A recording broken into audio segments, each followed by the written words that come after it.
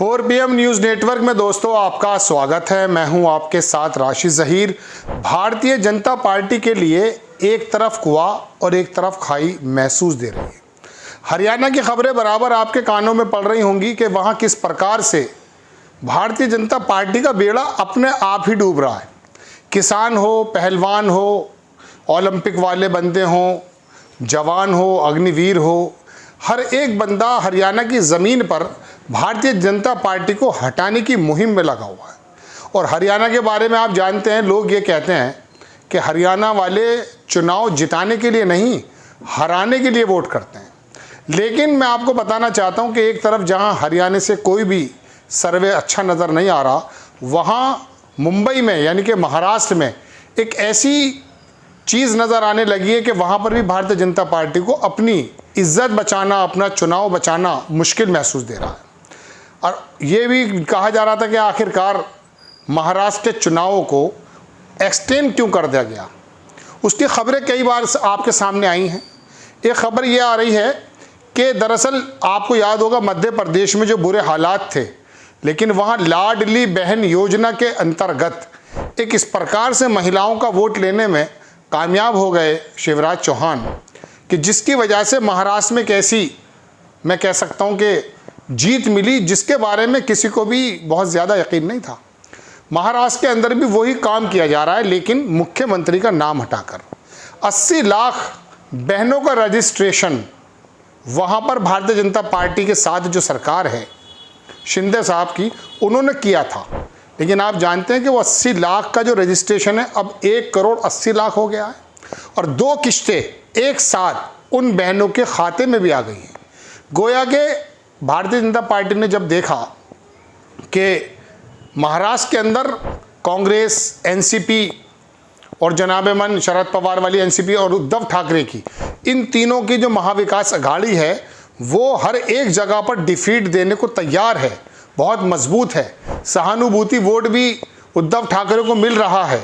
और लोकसभा में आपने देखा कि किस प्रकार से भारतीय जनता पार्टी को उत्तर प्रदेश के बाद बहुत बड़ा झटका कहाँ लगा, महाराष्ट्र में लगा।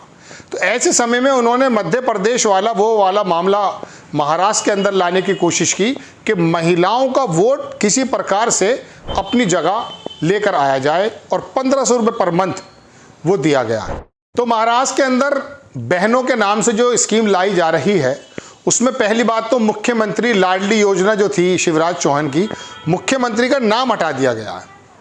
प्रधानमंत्री जी का नाम आएगा वो भी मैं आपको बता दूंगा, लेकिन 1500 रुपये पर मंथ वहाँ महिलाओं के अकाउंट में डाला गया है और 2 महीनों का एक भुगतान एक साथ कर दिया गया। और यही वजह है कि वहाँ चुनाव को थोड़ा एक्सटेंड किया जा रहा है ताकि 1 महीना और महिलाओं के खातों में चला जाएगा तो ताज़ा पैसा मिलेगा। तो महाराष्ट्र, मध्य प्रदेश में जो महिलाओं ने गेम चेंजिंग वोट करके शिवराज को दे दिया था, ऐसा उनका ख्याल ये है कि महाविकास अघाड़ी का मुकाबला इस तरह से किया जा सकता है। आपको ये मालूम नहीं, हम सोच ये रहे थे कि साहब चुनाव आयोग जो है महाराष्ट्र की तारीख ही नहीं दे रहा है। एक शायर का शेर है कि उसने चाहा था मिटा दूँ मैं तेरी तस्वीरें, उसने माना था जला दूँ मैं तेरी तहरीरें, सोच ली मैंने मगर कुछ और ही तदबीर है। तो मोदी जी ने कुछ और ही तदबीरें सोच ली हैं। सोचना यह है कि अब महिलाओं के 1 करोड़ 80 लाख रजिस्ट्रेशन, 1 करोड़ 65 लाख तो कन्फर्म है, लेकिन 1 करोड़ 80 लाख के बारे में बताया जा रहा है। और वहाँ की वीडियोस भी आप 4-6 दिन पहले देख चुके हैं। महिलाएं, हर तरह के वर्ग की महिलाएं वहाँ बैंकों के आगे लगी हुई हैं और तमाम लोगों को इस काम में लगा दिया गया है कि उन महिलाओं का रजिस्ट्रेशन हो जाए ताकि 1500 रुपये उनके महीना जब उनके आ जाएंगे तो उसके बदले शायद वोट मिल जाए। किसी ज़माने में दोस्तों विनोद दुआ एक बहुत बड़े पत्रकार हुआ करते थे और वाकई वो बड़े शानदार पत्रकार थे। ये प्रणव रॉय और विनोद दुआ दोनों एक साथ थे। प्रणव रॉय NDTV वाले, वो इंग्लिश का चलाया करते थे और हिंदी का चैनल चलाते थे विनोद दुआ। मैं उनको बराबर सुनता था।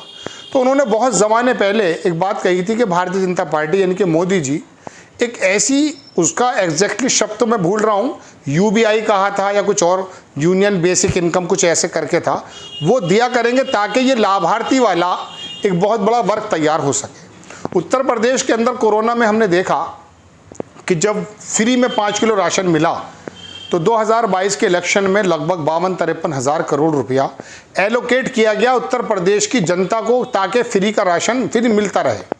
चूँकि कोरोना में कमर टूट चुकी थी, खाने को नहीं था, 5 किलो चावल एक ऐसा वरदान साबित हुआ। तो वो भी समझ लीजिए कि एक ऐसी इनकम थी जो 5 किलो चावल मिलने लगा था। ऐसे में विनोद दुआ की वो बात याद आती है कि पैसा देकर के वोट मिलेगा।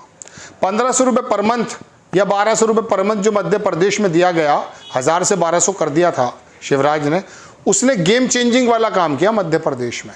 तमाम बुद्धिजीवी, मैं भी उसमें शामिल था, हम ये कहते थे कि आएगी नहीं सरकार, लेकिन वह सरकार आई। और सरकार जब आई तो पता चला सबसे बड़ा फैक्टर महिलाओं के जो अकाउंट में डायरेक्टली पैसा पहुंचाया है, उसकी वजह से महिलाओं की कुछ समझ में आया नहीं आया। क्योंकि ऊपर से जो आता है ना योजनाएं, वो ज़्यादा ज़मीन पर उतरती नहीं है। अब जब उतरती नहीं है तो जाहिर सी बात है कि वो 1000 या 1200 रुपये आया तो महिलाओं ने वो वोट कर दिया शिवराज के पक्ष में। शिवराज कभी 200 रुपये चप्पल के दिया करते थे, कभी छाते के पैसे दिया करते थे। यही पूरा का पूरा जो पैटर्न है अब महाराष्ट्र के अंदर लाया जा रहा है। और यही वजह है कि चुनाव आयोग ने यकायक नहीं, अपने आप नहीं, किसी ख़ास वजह से महाराष्ट्र के जो चुनाव हैं उनको एक्सटेंड कर दिया ताकि शिंदे सरकार वहाँ 1500 रुपये पर मंथ 2 महीने के तो एक साथ दे दिए गए। अब ये वाला जो उनका पैंतरा है या कह सकता हूँ मास्टर स्ट्रोक है, अगर इसके अंदर भारतीय जनता पार्टी कामयाब होती है तो जाहिर सी बात है ताज़ा ताज़ा पैसा मिलना और वादे मिलना। भाई महाराष्ट्र के अंदर उद्धव ठाकरे की सरकार या कांग्रेस की सरकार तो सिर्फ वादे दे सकती है ना, अभी सरकार में तो नहीं है। सरकार में तो दरअसल भारतीय जनता पार्टी के साथ समर्थित शिंदे साहब हैं, एकनाथ शिंदे हैं वहाँ पर, और भाई बीजेपी इस काम का पूरा एक कह सकता हूँ मंच सजाए बैठी है। तो 1500 रुपये महीना अगर महिलाओं को मिलने लगा और वो ये चुनाव एक्सटेंड कर दिया, इसकी वजह सिर्फ यही है दोस्तों, लोग ये बताते हैं कि शायद भारतीय जनता पार्टी इन तीनों का जो महाविकास अघाड़ी बना है उसकी टक्कर इन पैसों से लेना चाहती है। लेकिन बहरहाल वहाँ राहुल गांधी का और उद्धव ठाकरे का भी एक अपना कह सकता हूँ रोल है। जब से शिवसेना को तोड़ा गया है, वहाँ के जो मराठी मानुष हैं उनके अंदर एक अजीब व गरीब सहानुभूति की लहर है उद्धव ठाकरे को लेकर। और उद्धव ठाकरे ने वाकई बताया भी है कि मैं वाकई बाल ठाकरे का बेटा हूँ। उस आदमी ने कितने भी टेरराइज उसको किया गया हो, उसके नेताओं को कितना जेल में डाल दिया गया हो, लेकिन वो आदमी टस से मस नहीं हुआ।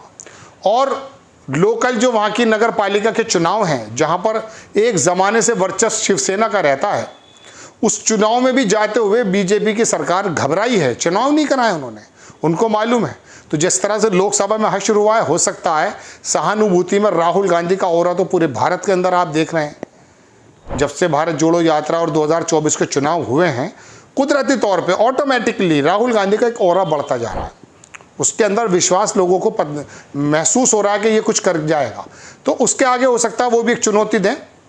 अभी तक तो चुनौती देते हुए दिख रहे हैं, लेकिन भारतीय जनता पार्टी जो ये लेकर आई है 1500 रुपये पर मंथ का मामला, अगर ये फिट बैठ जाता है तो जाहिर सी बात है, हो सकता है कि वो इस तरीके से मैं कह सकता हूँ कि विधानसभा के चुनाव में महाविकास अघाड़ी को टक्कर दे पाए। लेकिन चुनाव आयोग किस वजह से पीछे हटा, ये वजह खुल करके सामने आ गई।